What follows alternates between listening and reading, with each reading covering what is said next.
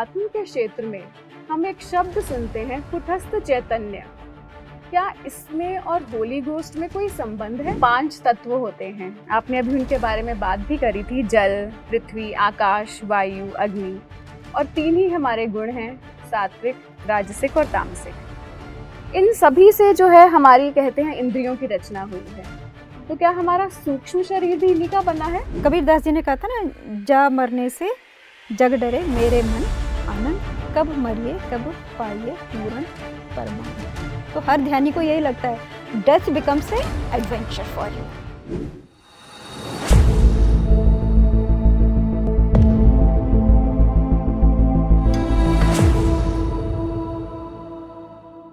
नमस्कार दोस्तों, PMC Hindi channel के इस कार्यक्रम परिवर्तन में मैं आप सभी का तहे दिल से स्वागत करती हूँ। परिवर्तन दोस्तों इस प्रकृति का नियम है। कहते हैं ना, change is the only constant. तो हमें निरंतर यह अभ्यास करना है दोस्तों कि हमारी जो जिंदगी है, चाहे वह पर्सनल हो या प्रोफेशनल हो, हमारे रिलेशनशिप्स हो, हमें उन सभी को बेहतर बनाना है, मंगलमय बनाना है। इस परिवर्तन को यह होगा कैसे? ध्यान से, स्वाध्याय से और सज्जन सांगत्य से। तो आइए अपनी इसी श्रृंखला को आगे बढ़ाते हैं। हम जिस किताब की चर्चा कर रहे हैं वह है होली साइंस, जो कि युक्तेश्वर गिरि जी द्वारा लिखी गई है। पिछली बार हमें बहुत सुंदर तरीके से मंजुला जी ने बताया था कि हम सभी को जो है अविद्या से विद्या की ओर जाना है। हमें बताया गया था बहुत सुंदर पंक्ति में, जिसको कि मैं दोहराना चाहूंगी, तमसो मां ज्योतिर्गमय, यानी कि फ्रॉम डार्कनेस टू लाइट। हमें अविद्या से विद्या की ओर जाना है। यही तो परिवर्तन है, इसी से हमारा जीवन आनंदमय होगा। तो आइए इसी बुक पर प्रकाश डालने के लिए हम अपनी एक्सपर्ट मंजुला मैम का स्वागत करते हैं। Welcome to the show ma'am, तहे दिल से आपका स्वागत है। धन्यवाद पायल, मुझे भी आपका स्वागत करते हुए बहुत हर्ष का अनुभव हो रहा है। Thank you ma'am. तो हम बात करेंगे दोस्तों आज अपनी किताब को आगे बढ़ाते हुए। मैम, इस अध्यात्म के क्षेत्र में हम एक शब्द सुनते हैं, कुटस्थ चैतन्य। क्या इसमें और होली घोस्ट में कोई संबंध है? युक्तेश्वर गिरि जी ने बहुत सिंपल शब्दों में बाइबल में और वेदांत में जो तत्व ज्ञान दिया गया है उसका कंपैरिजन करते हुए चीज़ों को स्पष्ट किया हुआ है। हम लोग कूटस्थ चैतन्य कहते हैं इस बिंदु को, पीनियल ग्लैंड हमारी जहाँ पर आज्ञा चक्र भी कहते हैं, यहाँ पीनियल ग्लैंड है। यहाँ पर जब हम अपना ध्यान केंद्रित करते हैं तो पीनियल ग्लैंड में बहुत छोटे छोटे क्रिस्टल्स होते हैं। वो क्रिस्टल्स एक्टिवेट हो जाते हैं और वो कॉस्मोस की हायर डायमेंशन के संग हमारा कनेक्शन एस्टैब्लिश कर देते हैं। इसी को वेदांत की भाषा में, योग की भाषा में कूटस्थ चैतन्य क्या है। और क्रिया योग में अगर आप समझने की कोशिश करेंगे तो जितने बड़े बड़े योगी हुए लाहिड़ी महाशय, तो उन्होंने ये कहा कि मैं तुम्हारे कूटस्थ चैतन्य में सदा विद्यमान हूँ। जब आपने अपनी चेतना यहाँ डाल दी तो सारी दिव्य शक्तियाँ यहाँ से आपको कनेक्ट हो जाती हैं। बाइबल में इसी को होली घोस्ट कहा गया है, कूटस्थ चैतन्य, और हमारे यहाँ कहीं कहीं इसको पुरुषोत्तम भी कहा है।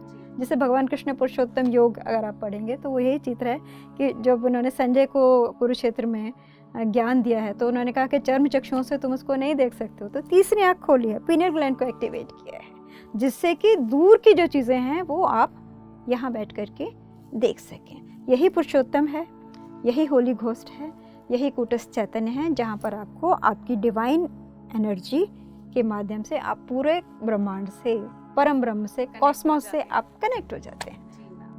तो ये दोनों एक ही हैं, एक ही तत्व। Okay, thank you ma'am. तो आगे बढ़ते हैं दोस्तों। मैम, हमने सुना है, इन सभी शब्दों को हम सभी ने सुना है, चित्त, अहंकार, बुद्धि, मनस। क्या इन सब में कोई अंतर है? और ये भी कहा जाता है कि जो बुद्धि और मनस हैं ये द्वंद्वत्व में हैं। इसमें कितना सच है? देखिए, योग पूरी तरह से विज्ञान है और होली साइंस में उसी विज्ञान को सूत्र के माध्यम से मैंने आपको बताया था, फॉर्मूले के रूप में बिल्कुल समझाया गया है। चेतना या चिति हमारी आत्मा का निवास हमारे हृदय में होता है, बहुत से योगियों ने जिन्होंने समाधि में जा कर के देखा है तो उनका कहना है बायोलॉजिकली हम हार्ट में एक जगह होती है bundle of his. Okay, bundle of his. हाँ, ओके, बायोलॉजी में अगर आप पढ़े, मैंने भी पढ़ा है जब बायोलॉजी पढ़ी है, उस स्थान पर आत्मा वास्तव में निवास करती है, क्योंकि उसकी कोई बायोलॉजिकल यूटिलिटी नहीं है बट उसकी स्पिरिचुअल यूटिलिटी है। वो आत्मा का अबोर्ड है हार्ट में, और उस आत्मा में से 5 इलेक्ट्रिसिटीज निकलती हैं हमारे शरीर में से। देखिए 5 हमारे ऑर्गन है, ज्ञानेंद्रिय, कर्मेंद्रिय, 5 तत्व। हम देखिए ब्रह्मांड में तो सब कुछ अनंत है, लेकिन हम 5 ही चीज़ों को ग्रहण कर पाते हैं। हमारी परसेप्शन की जो एबिलिटी है वो 5 में 5 सेंसेस कन्फाइंड है। जी। क्यों?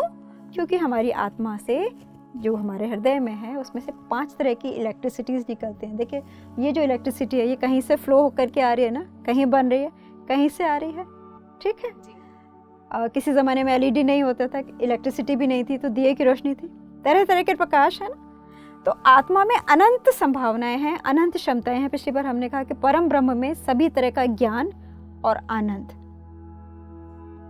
भंडार है परमात्मा, ये परम ब्रह्म, जिसमें से हमें बहुत तरह के ज्ञान और शक्तियां और आनंद प्राप्त होते हैं। वो बीज है सबका, सब उसी में से निकलते हैं और उसी में समाहित हो जाते हैं। तो हमारी आत्मा से में 5 तरह की विद्युत शक्तियां निकलती हैं, जिसको बायोलॉजिकल साइंटिस्ट नहीं जानते, लेकिन योगी लोग उनको अच्छे से जानते हैं, और उसी के माध्यम से वो बड़े बड़े चमत्कार करके दिखाते हैं, जिसे आम आदमी समझ नहीं पाता, उसको वो मिरेकल समझता है। क्यों? क्योंकि उनकी अंडरस्टैंडिंग जो है वो अलग लेवल की है, साइंटिफिक अंडरस्टैंडिंग है, but it's of different level. तो जो 5 इलेक्ट्रिसिटीज निकलती हैं उनसे क्या होता है कि उनमें मोशन होता है, उसको ही हम लोग सत रज तम 3 गुण कहते हैं। 3 गुण उत्पन्न हुए परम ब्रह्म में जब क्षोभ हुआ, मूवमेंट हुआ साउंड से। पिछली बार हमने बात की साउंड में वेव है तो पॉजिटिव, नेगेटिव और न्यूट्रल 3 रिलेटिव स्टेजेस आ गई। एक सत है, एक रज है, एक तम है, एक न्यूट्रॉन है, एक प्रोटॉन है, इलेक्ट्रॉन है, एक पॉजिटिव है, एक नेगेटिव है और एक न्यूट्रल है, ठीक है। तो हमारे अस्तित्व की शुरुआत जो बीज है, जैसे देखिए एक बीज निकलता है तो एक रूट, एक शूट, फिर एक पत्ती, उसी तरह से आत्मा में से 5 इलेक्ट्रिसिटीज निकली, और उनमें जब साउंड ओंकार की जब ध्वनि निकली तो उसमें 3 तरह की संभावनाएं या एट्रीब्यूट्स या 3 गुण उत्पन्न हो गए, सत रज तम, ठीक है। सत, और ऐसा कोई मनुष्य नहीं है जिसमें तीनों गुण ना हो। तमोगुण जब बढ़ता है तो हमें नींद आती है, सतोगुण बढ़ता है तो हमारी आध्यात्मिक प्यास जगती है, हम परमात्मा की भूख जगती है, किसने दुनिया बनाई, कैसी है, मैं कैसे है। रजोगुण बढ़ता है तो मैं व्यापार करूंगा, मैं एम्पायर बनाऊंगा, मैं ये खाना बनाऊंगा, उसमें अलग तरह की इच्छा शक्ति, ज्ञान शक्ति, क्रिया शक्ति।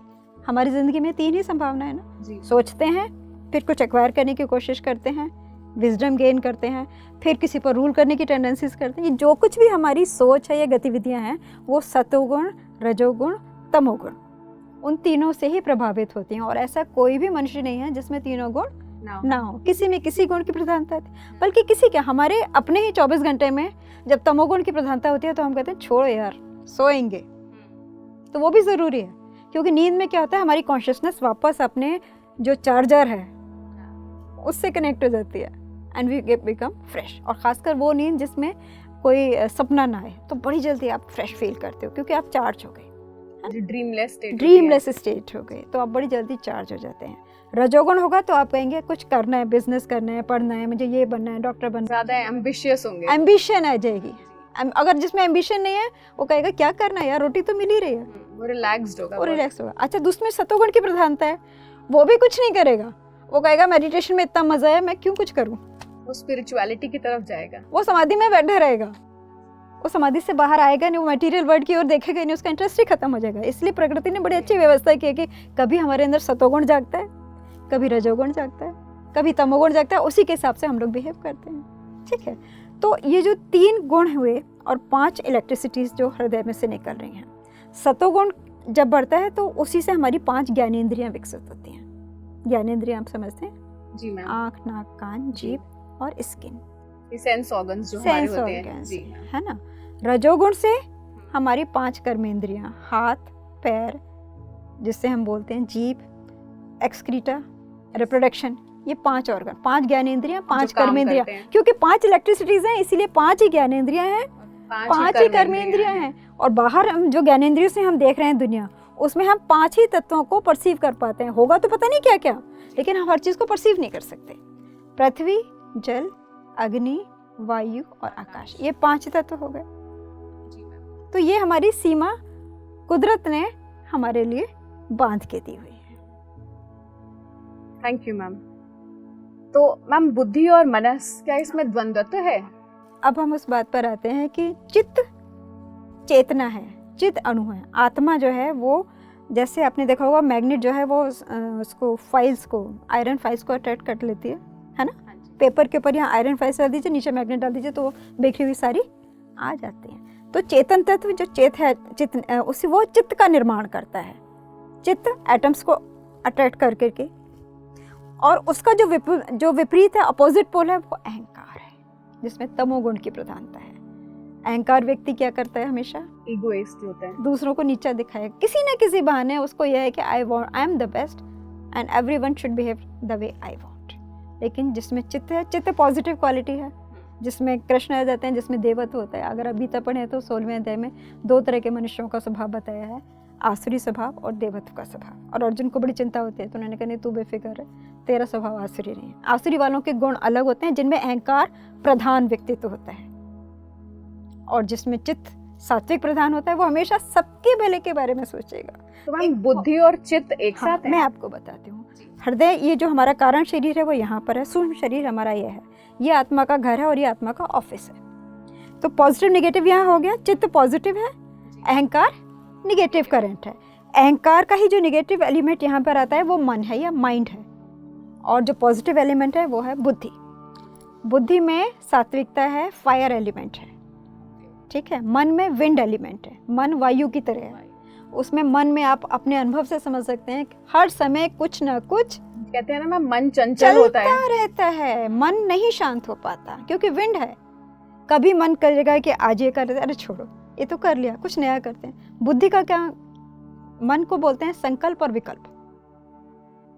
ये करें या ये करें, ये ना करें, ये करें, इसमें फ़ायदा होगा, नुकसान होगा, इसके क्या कंसेक्वेंस। लेकिन बुद्धि का क्या काम है? बुद्धि विश्लेषण करती है, एनालिसिस करती है कि इसकी कंसेक्वेंस क्या होगी। आज मैंने गुस्से में आके इसको थप्पड़ तो मार दिया, फिर उसकी कंसेक्वेंस मुझे क्या मिलेगी। आज मैंने चोरी तो कर ली, उसकी कंसेक्वेंस क्या होगी। बुद्धि जो है वो डिसीजन लेती है, वो पॉजिटिव क्वालिटी है। तो मन और बुद्धि हमारे यहाँ पर परफॉर्म करते हैं, पॉजिटिव और निगेटिव। चित्त और अहंकार हमारे हृदय में रहते हैं। आपने देखा होगा, जिसके अगर आपको बहुत प्यार है तो कहते हैं ना, दिल दे दिया। जब मैं बच्ची थी मुझे बात बड़ी अच्छी लगती थी, गानों में सुनते थे, दिल दे दिया, दिल ले लिया। और जब बायोलॉजी पढ़ी तो दिल तो पंपिंग ऑर्गन है, इसका लेन देन कैसे पॉसिबल है। लेकिन जब होली साइंस पढ़ी, योग को पढ़ा, तब समझ में आ गया कि चित्त है, जिसमें भावना है, जिसमें चेतन तत्व है, जिससे लगाव होता है तो हार्ट अटैक होता है इंसान को, क्योंकि यहाँ से आप जुड़े हुए हैं, इंटेंस। तो चित्त और अहंकार यहाँ पर है, मन और बुद्धि यहाँ पर है, और आत्मा ये है, ये आत्मा का ऑफिस है।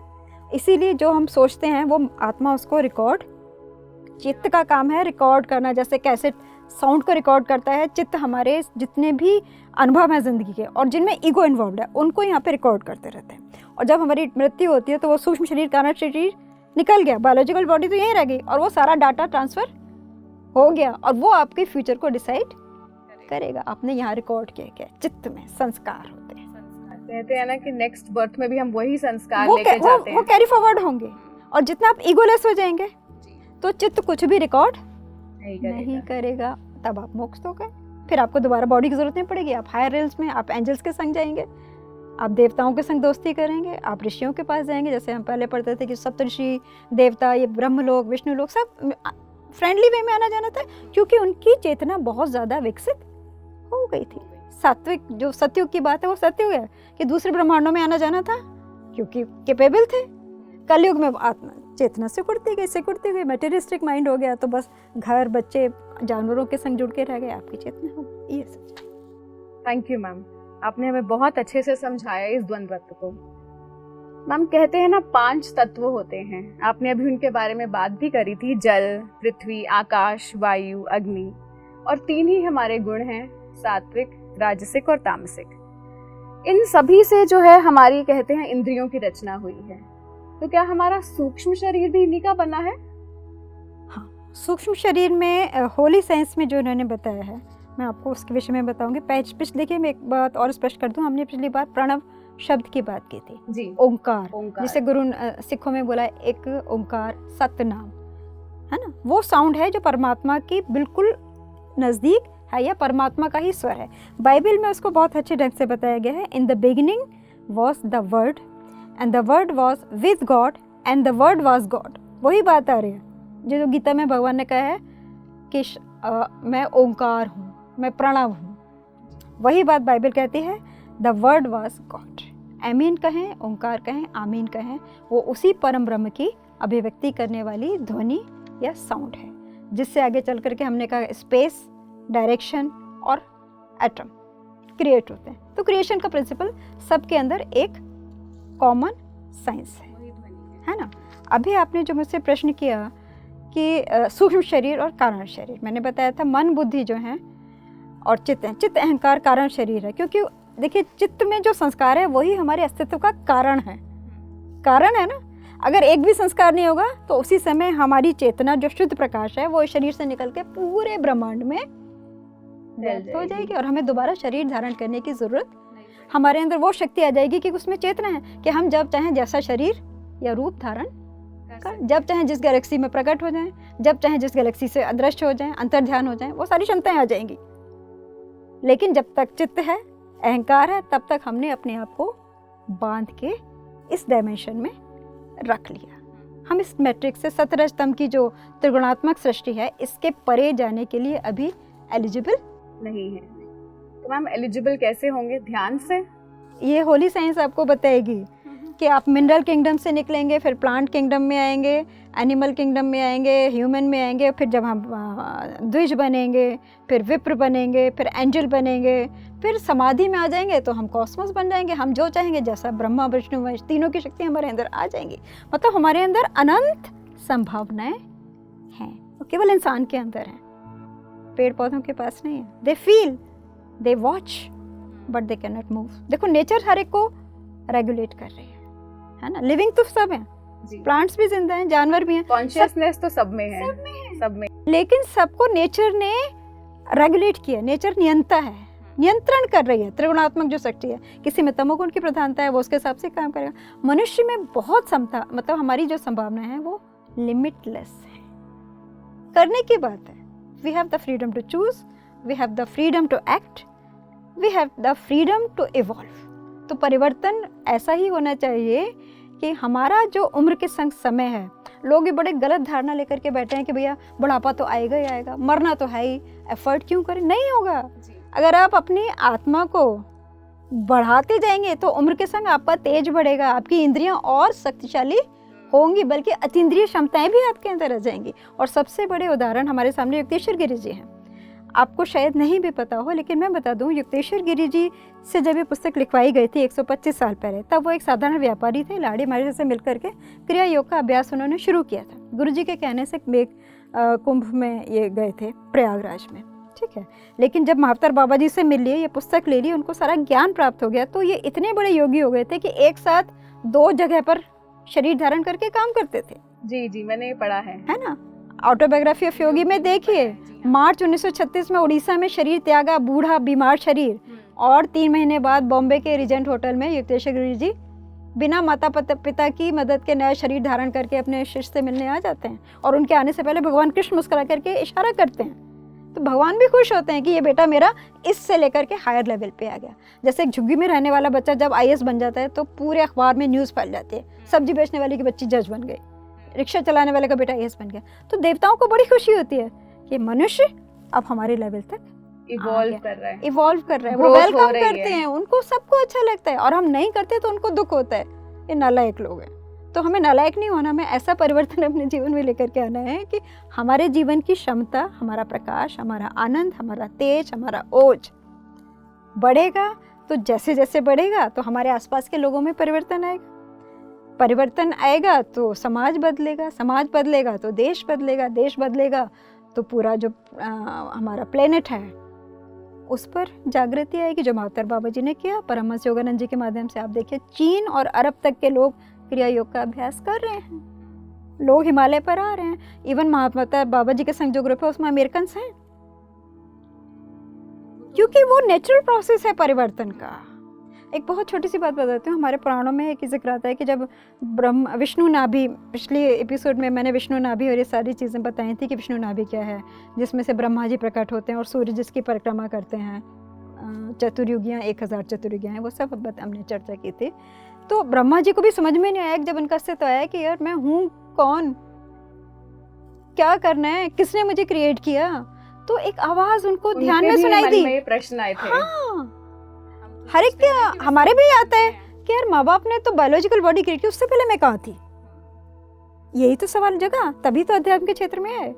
और मर जाएंगे तो मरने के बाद क्या होगा, कहाँ जाएंगे। और बहुतों से सुनते हैं कि उसने सपने में देखा, उसने ये कर लिया, आत्मा भटक रही है। तो ये चीज़ें बड़ा अंधेरा डर महसूस करती हैं। लेकिन उस डर से निकलने के तमसोमा ज्योतिर्गमय होली साइंस की शरण में आ जाइए, पिरामिड मेडिटेशन की शरण में आ जाइए, ध्यान का अभ्यास शुरू कर दीजिए, तो आपके डर समाप्त हो जाते हैं। तो ब्रह्मा जी को एक आवाज़ सुनाई दी थी, उसने कहा था तप, अच्छा मेडिटेशन करो। उनको भी देखिए संस्कृत देवनागरी है, डिवाइन एनर्जीज हैं संस्कृत के एक एक अक्षर में। जब भी हम भाषाओं की बात करेंगे तो कभी इस पर आ जाएंगे, वो इसमें भी है ये चीज़ें। मूल तो एक परम ब्रह्म ही है ना, उसी से ध्वनि निकल रही है, उसी से रूप निकल रहे हैं, उसी से शक्तियाँ निकल रही हैं, उसी से सारे ज्ञान निकल रहे हैं। 100 साल पहले आर्टिफिशियल इंटेलिजेंस नहीं था, आज है। अगले 100 साल बाद और चीज़ें आ जाएंगी और पुरानी चीज़ें आउटडेटेड होती जाएंगी। तो नेचर तो लगातार परिवर्तन कर रही है ना, असेंडिंग आर्क में डिसेंडिंग आर्क में जैसे जैसे सूरज घूम करता है, ह्यूमन कॉन्शियसनेस चेंज होती जाती है चतुर्युगों के हिसाब से। उसको हमने बार बार तो ब्रह्मा जी ने भी जब तप किया, तब उन्हें समझ में आया कि भैया मुझे इसलिए क्रिएट किया गया है कि मैं इस ग्रह पर जीवन का सृजन करूं। उन्होंने वेद उत्पन्न किए और उन्होंने ब्लूप्रिंट तैयार किया आगे चल करके। ब्रह्मा विष्णु महेश तीनों आए। बड़ी अच्छी सी एक शिव पुराण में कहानी आती है कि ब्रह्मा जी और विष्णु जी दोनों ने जब तप किया तो देखा कि एक वाइट प्रकाश फैला हुआ है सब जगह। तो उन्होंने कहा देखते हैं इसकी बिगिनिंग कहाँ है, एंड कहाँ है। दोनों जाते हैं, दोनों घूमते घूमते रहते। विष्णु जी कहते हैं मुझे तो न इसका आदि मिला ना अंत मिला। लेकिन ब्रह्मा जी को अपनी इज्जत की चिंता थी, रजोगुण प्रधान है। उन्होंने कहते नहीं मुझे तो मिल गया। इसलिए ब्रह्मा जी की पूजा नहीं होती है एक ही जगह। मतलब उन्होंने तब झूठ बोला, क्योंकि मैंने वेद रचे हैं। तो वो समझने लगे मैं तो बड़ा ज्ञाता हूँ, मुझसे बड़ा ज्ञानी तो कोई हो नहीं सकता। तो अपनी इज्जत बचाने के लिए झूठ बोल दिया कि मैंने इस प्रकाश का आदि और अंत खोज लिया है। जबकि वास्तव में जो परम ब्रह्म है वो नित्य है, ना उसका आदि है ना अंत, शाश्वत है, वो शाश्वत है। और हम सब उसी से अभिव्यक्त हुए हैं और उसमें जुड़ करके ही हमारे सारे समस्याओं का अंत और निवारण संभव है जी सभी। हाँ जी। तो दोस्तों, हमें आप जैसा कि मैम से सुन रहे हैं, हमें होली साइंस, इस पवित्र विज्ञान को पढ़ना और सुनना बहुत ज़रूरी है, ताकि हम भी अपने जीवन को जो है निरंतर जो है आगे ही एक उच्चतर स्तर पर लेके चलें और आगे बढ़ें। मैम, होली साइंस में जो है इस ह्यूमन बॉडी को कहते हैं ना, इसे ग्रॉस कहते हैं, ग्रॉस मटेरियल बॉडी। इसमें बहुत से जो है कोशों का जिक्र है, अन्नमय कोश, प्राणमय कोश, ये सब क्या है और इनमें अंतर क्या है? जो समाधि में जो लोग गए हैं उन्होंने ये अनुभव किया है।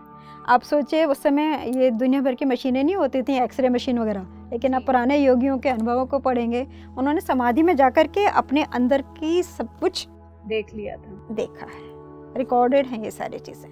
उन्होंने इस सिद्धांत को जन्म दिया कि हमारे शरीर के एक्चुअली 5 कोश हैं, 5 तत्व। मैंने कहा 5 इलेक्ट्रिसिटी से निकल रही हैं, 5 तत्व, 5 तत्व हैं, 5 कोश।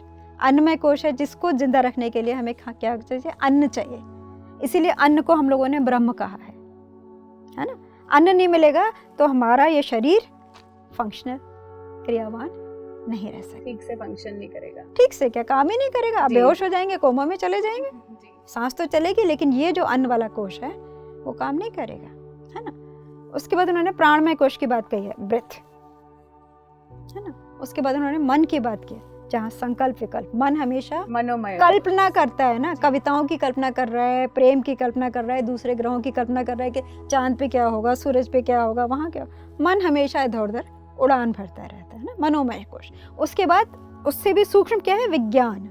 जब हम सूत्रों को खोजते हैं, फॉर्मूला ढूंढ लेते हैं, आइंस्टाइन ने फॉर्मूला ढूंढा ना, E=mc², पाइथागोरस ने इक्वेशन बनाई ना, सूत्र, वो विज्ञान में कोश का काम है। मनोमय कोश में तो कवि रहेगा, वो कविताएं, सपना, कल्पना, वो सब देखेगा, कि मैं काश ऐसा होता, लेकिन वैज्ञानिक उसको सृष्टि के सिद्धांतों के संग जोड़ करके उसको खोजता है, विज्ञानमय खोज। उससे भी बढ़ करके क्या है, जो योगियों की खोज है, आनंदमय खोज, जो लास्ट है हमारा, जो आत्मा के बिल्कुल नजदीक है। वही मैंने बताया, आदि शंकराचार्य ने कहा कि फिर तो आप कुछ भी कर लो, आपको जीने में भी वही मजा आएगा जो मरने में है। जिससे कबीरदास जी ने कहा था ना, जा मरने से जग डरे मेरे मन आनंद, कब मरिए कब पाइए पूर्ण परमानंद। तो हर ध्यानी को यही लगता है, death becomes a adventure for you, it's an opportunity. जैसे हम सैटेलाइट लॉन्च करते हैं ना SLV से, कि अब वो ऑर्बिट से बाहर चला जाएगा, तो आप उस ऑर्बिट से बाहर जाने के लिए तैयार हो जाते हैं थ्रू। तो उसको हम एक एंड नहीं देखते, एक और पॉसिबिलिटी देखते हैं। Yes, it's a beginning of a new dimension, new venture, जिसको हम इसीलिए हमारा लीला का है कि भगवान लीलामय है ना। हम सभी भगवान का अंश हैं, तो हम भी उसी स्थिति में आ जाते हैं मेडिटेशन करने से, ध्यान करने से। आनंदमय कोश जब हमारा विकसित हो जाता है, फिर किसी की हिम्मत नहीं है कि हमें नुकसान पहुंचा सके। जीसस के संग क्या क्या हुआ था, लेकिन वो आनंदमय कोश में रहते थे। Father forgive them, they do not know what they are doing. यही शब्द थे ना, रिवेंज की फीलिंग नहीं थी, क्योंकि ईगो नहीं था, कंपैशन था उनमें बहुत, क्योंकि चित्त की चेतना आनंदमय कोश में रह रहे हैं ना। बहुत करुणा। उन्हें लगेगा कि जो मेरे संग बुरा कर रहे हैं वो बेचारे ना समझे, भगवान माफ कर दे, इनको नहीं पता है क्या कर रहे हैं, नहीं पता, do not know what they are doing, इनको क्षमा कर दे। वो आनंदमय कोश में रहने वाले, तो बस उनके लिए सब कुछ आनंद में हो जाता है। थैंक यू मैम, आपका तहे दिल से धन्यवाद। दिल से आज आपके लिए धन्यवाद निकल रहा है। आपने इतना सुंदर ज्ञान जो है हम सभी को दिया, सभी PMC लिसनर्स को आज मैम ने इतना सुंदर ज्ञान बांटा है। दोस्तों, क्या तत्व, 5 तत्व हमारे, 5 इंद्रियां, हमारे कोशों के बारे में मैम ने हमें बताया। हम सभी को भी उसी तरफ जाना है कि हम भी हमेशा आनंदमय स्थिति में रहें, उस ब्लिस में रहें जिसकी हमें खोज है। और यकीन मानिए, हम सब ध्यानी उसको पाएंगे और उस स्थिति तक एक दिन पहुंचेंगे। आप सभी का तहे दिल से शुक्रिया करती हूँ, और आने वाले एपिसोड्स में अपनी इसी बुक की चर्चा को जारी रखेंगे, जो कि होली साइंस है, युक्तेश्वर गिरि जी द्वारा लिखी हुई। तब तक के लिए नमस्कार।